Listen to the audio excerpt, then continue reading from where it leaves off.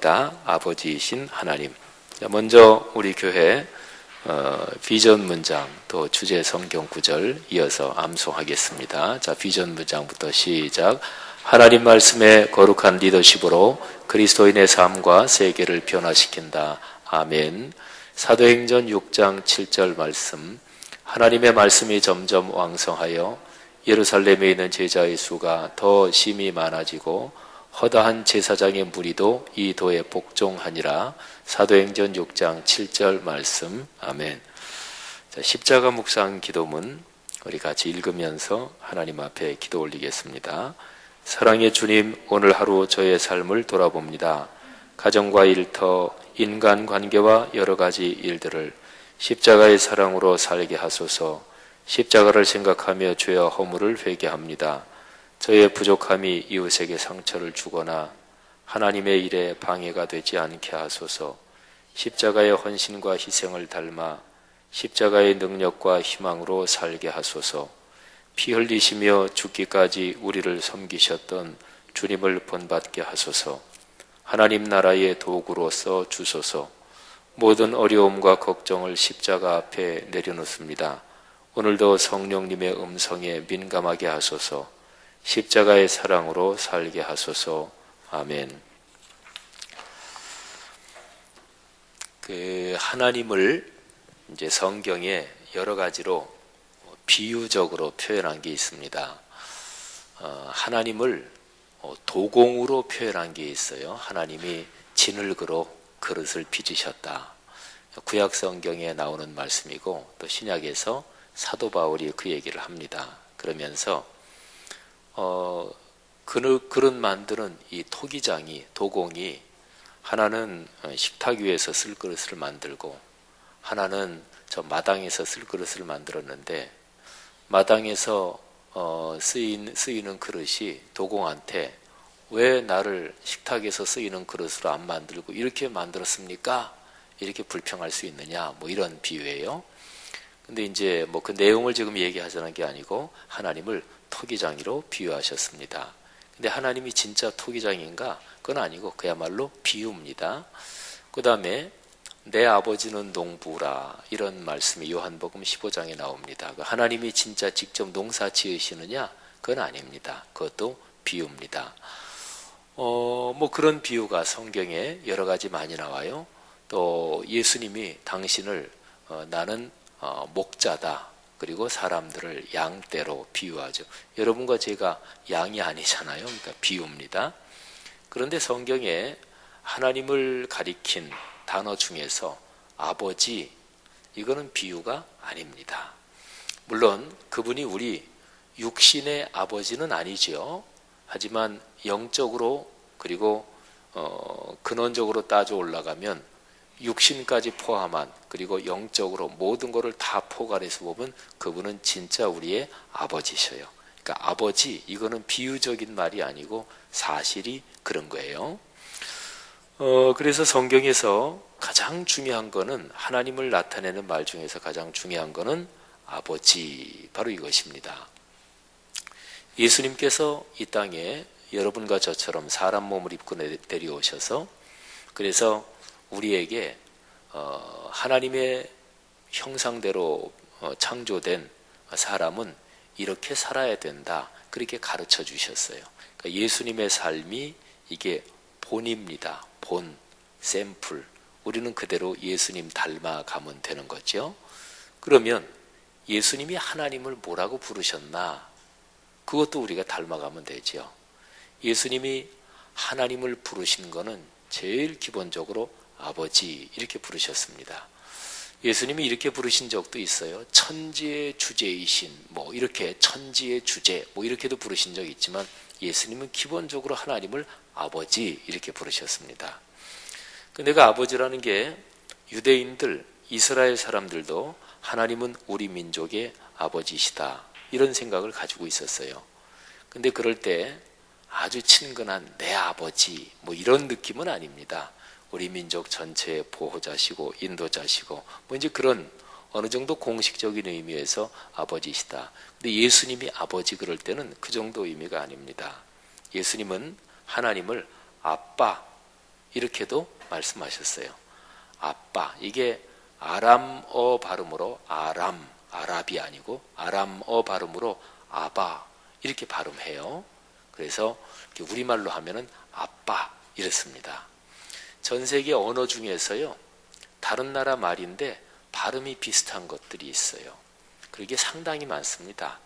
근데 그거는 이제 언어학자들, 우리 또 기독교 신앙 여기를 가지고 있는 사람들이 그거는 멀리 거슬러 올라가면 옛날에는 우리 바벨탑 사건 창세기 11장에서 보는 것처럼 언어가 하나였다 그러잖아요. 그래서 이제 갈라졌다 그러잖아요.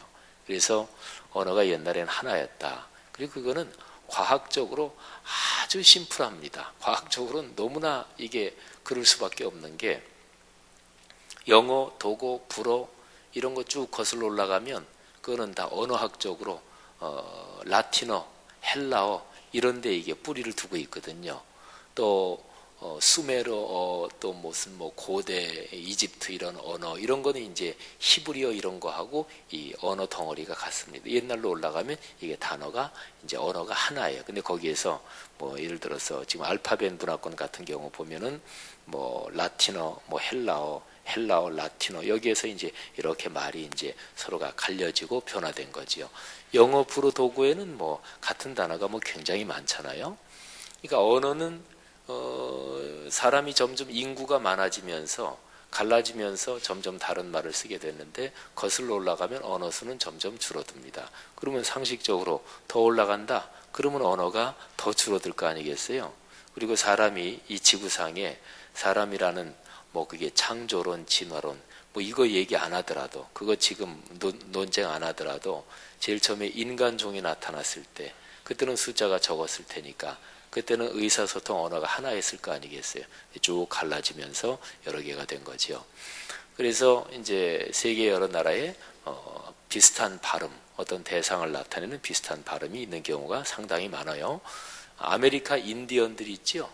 그쪽은 우리말하고 비슷한 단어가 굉장히 많대요.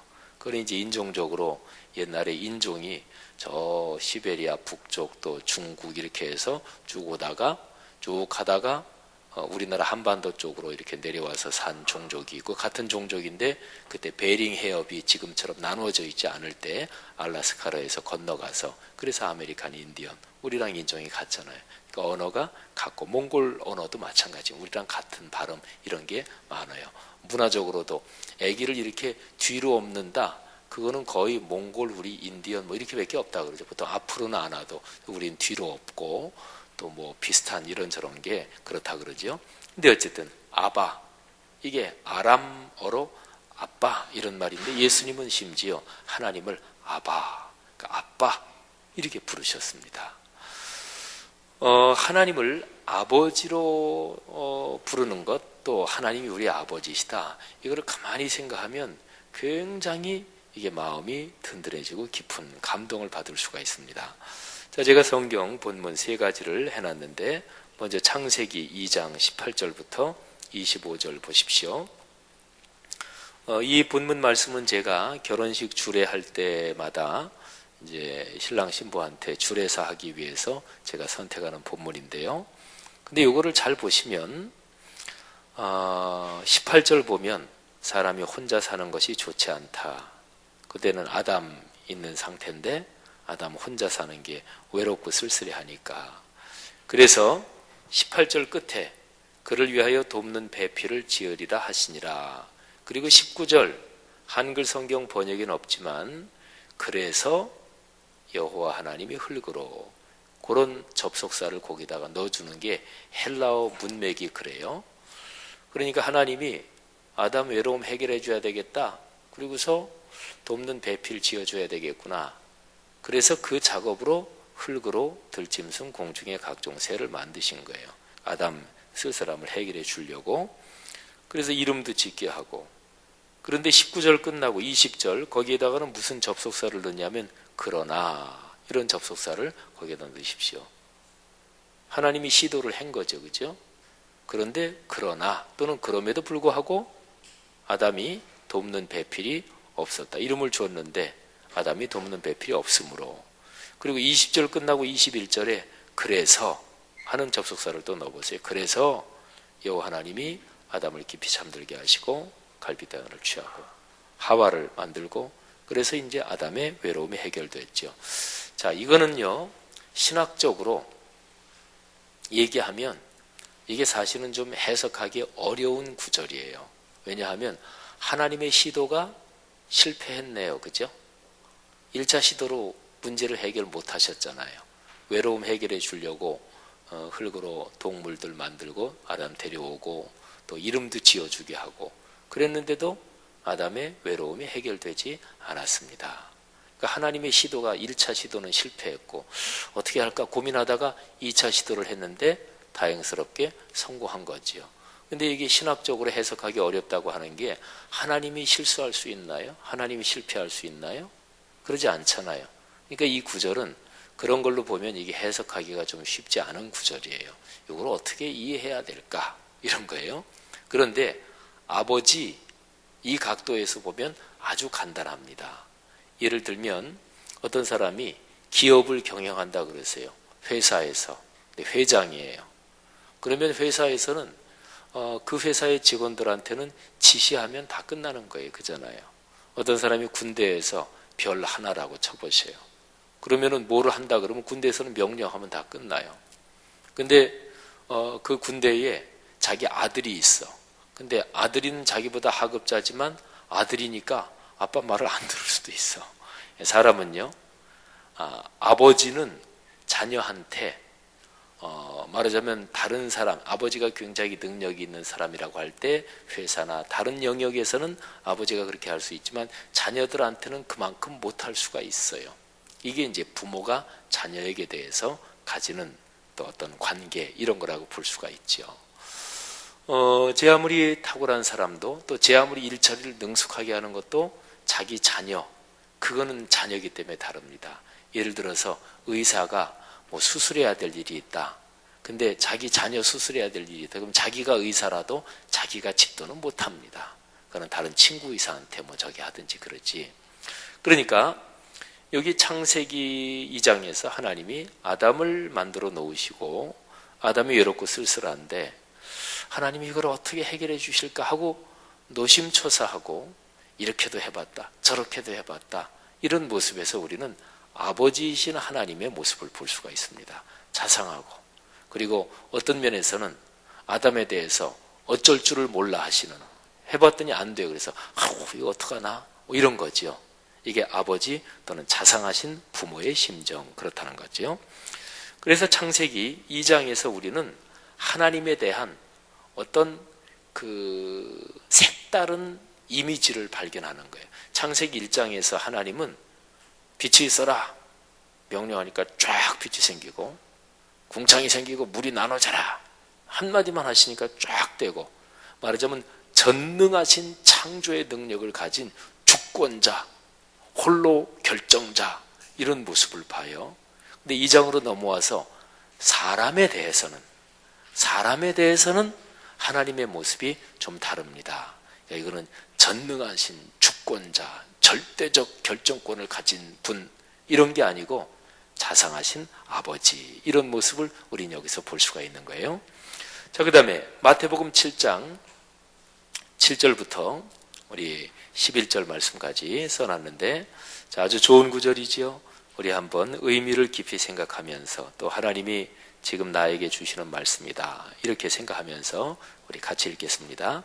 구하라 그리하면 너희에게 주실 것이요 찾으라 그리하면 찾아낼 것이요 문을 두드리라 그리하면 너희에게 열릴 것이니 구하는 이마다 받을 것이요 찾는 이는 찾아낼 것이요 두드리는 이에게는 열릴 것이니라. 너희 중에 누가 아들이 떡을 달라 하는데 돌을 주며 생선을 달라 하는데 뱀을 줄 사람이 있겠느냐. 너희가 악한 자라도 좋은 것으로 자식에게 줄 줄 알거든 하물며 하늘에 계신 너희 아버지께서 구하는 자에게 좋은 것으로 주시지 않겠느냐. 아멘. 예, 여기 밑줄 친 부분이 지금 우리가 공부하는 이 문맥의 흐름에서 핵심입니다. 하나님을 예수님은 우리에게 하나님은 너희 아버지시다 이렇게 가르쳐 주셨습니다.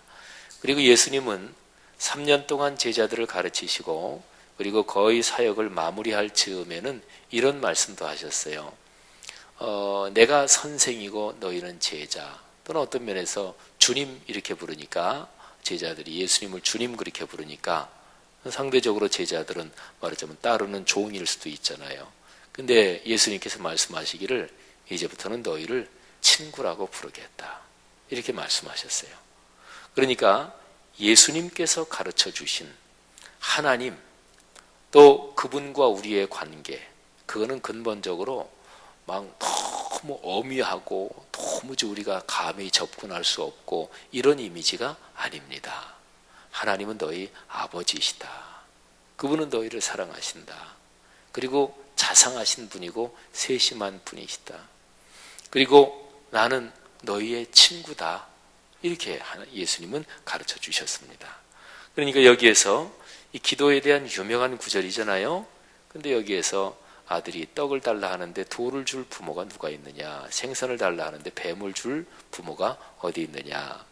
근데 여기에 너희가 악한 자라도 이렇게 표현했는데 하나님의 절대적인 선하심에 비하면 사람이 자기 자녀에게 어떤 부모든지 다 선하다고 볼 수 있지만, 그러나 그것도 하나님의 절대적인 선하심에 비하면 그건 아무것도 아니에요. 그래서 악한 자 이렇게 한 거예요. 하물며 하늘에 계신 너희 아버지께서 구하는 자에게 좋은 것으로 주시지 않겠느냐. 그러니까 꼭 기억하실 건요, 여러분이 기도하는 것, 우리가 기도하는 것보다 하나님은 더 잘 주십니다. 믿으시기를 바랍니다. 그런 신앙을 늘 가져야 돼요. 하나님은 좋은 분, 내 아버지, 그리고 내 자상하게 내 모든 사정을 알아주시는 분. 그래서 기도할 때마다 꼭 맨 마지막에 기도의 결론을 내릴 때 이렇게 기도하는 게 현명하고 지혜로운 거예요. 아버지, 제가 다 구했는데 그런데 제가 못 구한 것도 들어주실 줄 믿습니다. 또 저는 이렇게 생각하지만 아버지께서 생각하시기에 더 좋은 방법이 있으면 그렇게 해주시길 바랍니다. 이게 아주 좋은 거예요. 자, 그 다음에 시편 136편. 시편 136편은 1절부터 맨 마지막까지 계속해서 반복됩니다. 여호와께 감사하라. 그는 선하시며 그 인자하심이 영원하미로다. 신들 중에 뛰어난 하나님께 감사하라. 그 인자하심이 영원하미로다. 계속해서 1절부터 맨 마지막까지 감사하라. 그 인자하심이 영원하미로다. 이런 하나님께 감사하라. 그 인자하심이 영원하미로다. 그게 계속 나옵니다. 그런데 1절부터 5절, 1절부터 5절은 근본적으로 하나님의 어떤 거룩한 속성 자체, 그거를 얘기하면서 이런 분이시다, 그분이. 그래서 그분께 감사해라. 그분은 인자하심, 인자는 다른 말로 말하면 사랑, 또는 다른 말로 말하면 자비, 이렇게 얘기할 수 있어요. 인자와 자비와 사랑, 그게 영원한 분이시다. 그 다음에 6절부터 10절 말씀은 창조에 대해서 얘기를 하면서 하나님은 천지를 창조하신 분이고, 그 다음에 창조만 하실 뿐 아니라 말하자면 창조한 피조 세계를 계속 이끌고 인도하시는 분, 그러니까 창조와 섭리 또는 창조와 구원의 하나님이시죠. 6절부터 10절은 그걸 얘기하면서 감사해라. 그 다음에 특별히 11절부터 10절부터, 이게 문단이 좀 잘못, 10절부터 15절까지는 특별히 애굽에서의 구원, 그거는 이스라엘 백성한테는 아주 원초적인 일이거든요. 이스라엘 민족사의 경험 중에서 가장 중요한, 말하자면 그 구원의 사건을 얘기하면서 하나님께 감사해라. 그 다음에 16절부터 밑으로 쭉 내려가면 어디까지냐면요, 그 22절까지, 거기까지는 10절부터 15절까지는 애굽에서 건져내고 그건데, 16절부터 22절까지는 광야를 거쳐서 가나안 땅까지 들어가게 하신 하나님, 그걸 얘기하면서 그 하나님께 감사해라. 그 다음에 23절부터 26절, 그거는 결론적으로 23절 보면 비천한 가운데서도 기억해 주신 분, 그러므로 감사해라. 또 24절 대적에게서 건져주신 분, 그러므로 감사해라. 그 다음에 25절 모든 육체에게 먹을 거리를 주신 분 감사해라. 26절 하늘의 하나님께 감사해라. 그 인자하심이 영원하미로다. 그러니까 1절부터 이게 문단이 조금씩 헷갈렸는데 1절부터 4절이 하나님의 근본 속성을 얘기하면서 감사해라. 그 인자심이 영원하다. 5절부터 9절 이거는 하나님의 창조를 얘기하면서 그 인자심이 영원하다. 감사하라. 그 다음에 11절부터 15절은 애굽에서 건져내고 홍해를 걸어서 통과하게 하고 시내산까지 그까지의 근원적인 구원 사건. 그러므로 감사해라. 그 다음에 16절부터 22절까지는 광야 생활을 거쳐서 가나안 땅에 들어가게 하신 하나님께 감사해라. 그리고 23절부터 26절은 다시 한번 하나님의 어떤 근원적인 선하심 또 우리에게 축복 주심 거기에 대해서 감사하라. 그 인자심이 영원하다. 시편 136편은요. 혹시라도 여러분이 생활이 힘들고 내 마음이 자꾸 부정적으로 되고 또는 자꾸 불평이 나오고 이럴 때 집에서 나지막한 목소리로 한번 천천히 도박도박 낭송하면 참 좋습니다. 그런 거 아시죠? 사람의 뇌는요. 우리가 어떻게 생각하느냐 그게 뇌를 그렇게 만들어버리고 결정해버립니다. 자꾸 불평하고 불만스럽고 짜증내고 그런 생각이 자꾸 있으면 뇌가 그렇게 되고 우리 사람 몸도 그리고 삶도 그렇게 됩니다. 근데 자기 뇌가 영향받는 것 중에서 여러 가지가 영향받는데 다른 사람의 말을 듣는 것도 영향받아요. 그래서 어떤 사람이 그 사람은 만나면 계속 불평하고 그 사람 만나면 계속 그냥 남 흉보고 그런 사람도 만날 수밖에 없는 경우가 있죠. 근데 그런 사람들 중에서 만나도 되고 안 만나도 되는 사람은 만나가지고 그 사람이 불평하고 불만하고 남 흉보고 험담하고 뭐 쓸데없는 얘기하고 뭐 저속한 얘기하고 그런 사람을 만나서 내가 그 사람에게 영향을 끼칠 수 있으면 만나세요. 근데 그렇지 않으면 안 만나는 게 좋습니다. 영향을 받아요. 사람은 다른 사람 말에 들려오는 소리에 영향을 받습니다. 근데 안 만날 수 없는 사람이 있잖아요. 가족 안 만날 수 없잖아요. 교회에서 같은 구역 식구 어떻게 안 만나고 신앙생활 할 수 없잖아요. 어쨌든 직장생활도 그렇고 그런 사람 같은 경우는 그런 사람 중에서 불평, 불만, 남의 험담 뭐 이렇게 얘기하는 사람은 잘 지혜롭게 그 사람 만나서 그런 얘기 들으면 주님 여기에 영향받지 않게 하소서. 또 뭐 어느 정도 적절하게 그냥 맞장구를 조금은 쳐줘야 되는 그런 경우에도 그냥 신나게 내 속에서도 사람 속은 다 이게 사촌이 땅 사오면 배가 아프다 이런 심리가 있거든요. 그래서 그런 때 잘 됐다 해고 나도 그냥 막 신나게 험담하고 그러지 말고 주여 부하 내동하지 않게 하옵소서. 주님 물들지 않게 하옵소서. 그렇게 하고 만나고요.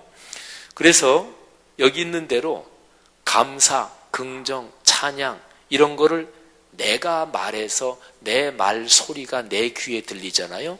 이게 사람의 뇌에 굉장히 크게 영향을 미칩니다. 다른 사람이 말한 것보다. 그래서 시편 136편은 내 마음이 부정적으로 되고 불평이 들고 짜증이 나고 이럴 때는 시편 136편 펴고서 읽는 거예요. 여호와께 감사하라. 그는 선하시며 그 인자하심이 영원하미로다. 신들 중에 뛰어난 하나님께 감사하라. 그 인자하심이 영원하미로다. 차분하게 이렇게 낭송하면 이게 큰 은혜가 됩니다. 그리고 특별히 아까 제가 설명한 인자, 이거는 자비 같은 말이에요. 사랑 같은 말이에요.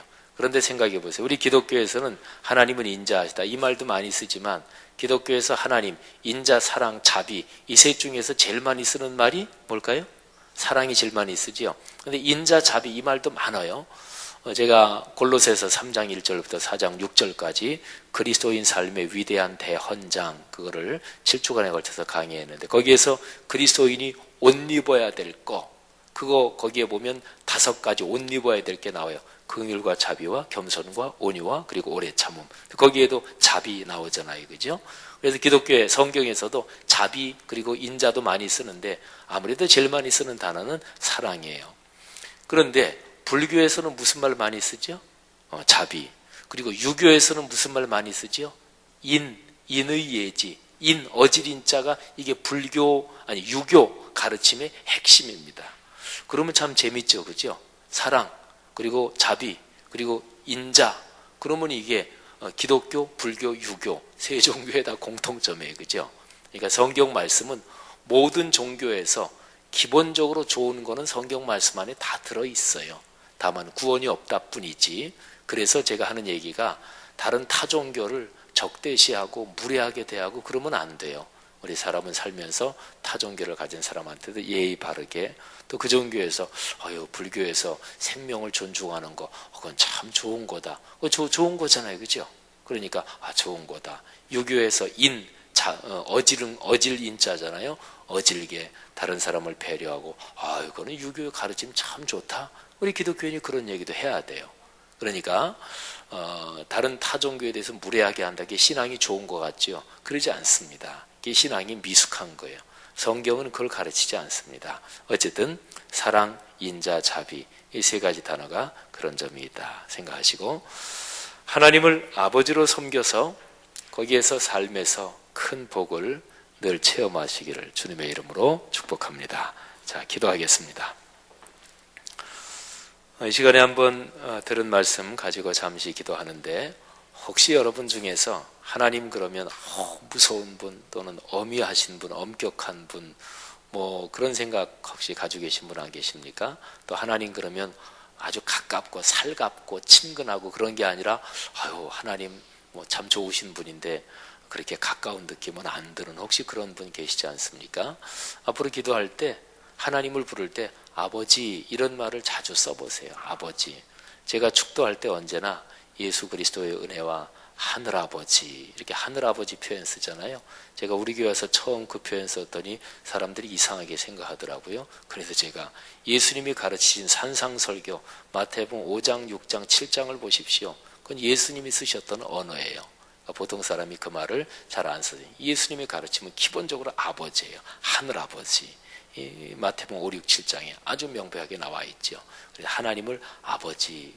어떨 때 혼자 기도할 때 좀 기도의 언어 안 쓰던 거 쓰려면 어색하기도 하지만 아빠 이렇게도 한번 해보세요. 아빠, 아버지 고맙습니다. 이 시간에 아버지이신 하나님 손 꼭 붙들고 인생길 걸어가게 하시고, 하나님이 늘 가깝고 자상하신 분, 이런 체험이 내게 많아지게 하옵소서. 잠시 한번 기도하지요. 하나님 은혜 감사합니다. 오늘 말씀 배우면서 하나님이 우리의 아버지이심을, 아빠이심을 다시 한번 배웠습니다. 참 친근하신 분, 우리의 삶에 같이 하시는 분, 복을 주시는 하나님 아버지 진심으로 감사합니다. 하나님 오늘 이 말씀이 우리 귀한 분들에게 큰 은혜가 되게 하시고 우리의 삶에서 큰 복이 되게 하옵소서. 아빠, 아버지이신 하나님 그 자상하신 손길을 자주 체험하는 우리들에게 주여 역사하여 주시옵소서. 감사합니다. 축복합니다. 오늘 소그룹 시간도 축복해 주시옵소서. 하늘아버지 은혜 감사합니다.